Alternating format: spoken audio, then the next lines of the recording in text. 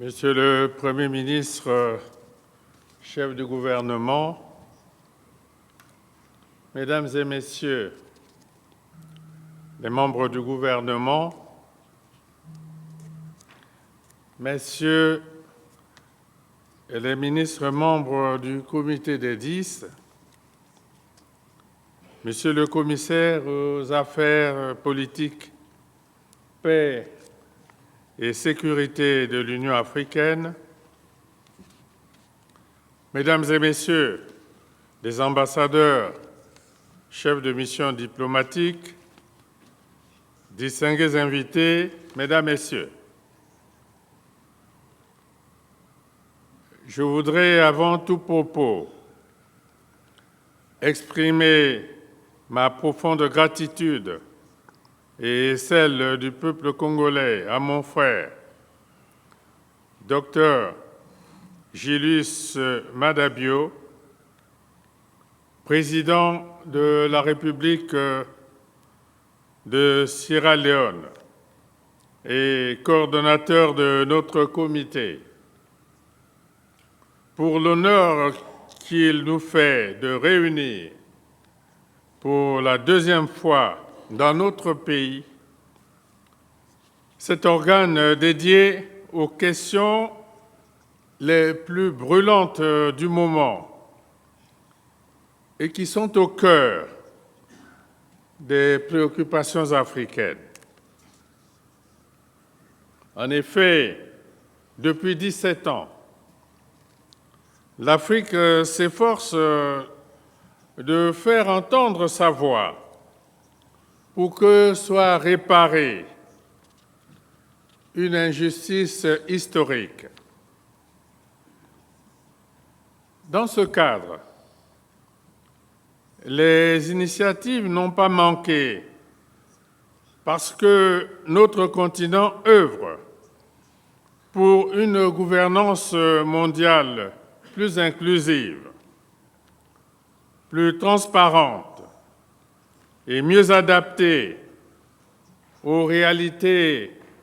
du monde d'aujourd'hui, dont la complexité est accentuée par l'émergence des forces nouvelles sur la scène internationale, la forte polarisation des antagonismes, la résurgence du spectre de la guerre froide, notamment avec la crise russo-ukrainienne, dont on ne perçoit pas toujours l'issue. L'Afrique elle-même est aujourd'hui en proie à de nombreux foyers de tension. Dès lors, comment en assurer le règlement au sein des Nations unies et son Conseil de sécurité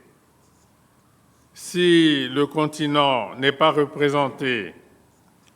au niveau le plus élevé? Il y a là une incohérence certaine et un anachronisme avéré qui interpelle sans cesse notre conscience collective. L'Afrique doit parler d'une seule et même voix, notamment en prenant en compte les préoccupations exprimées dans l'historique consensus des Ulvénies et la pertinente déclaration de Sirte. Acteur majeur sur la scène internationale, l'Afrique doit faire valoir ses droits et devoirs au sein des Nations unies, d'où l'urgence d'instituer un Conseil de sécurité réformé et rénové, plus transparent, plus démocratique et plus représentatif de la diversité culturelle mondiale. À ce sujet,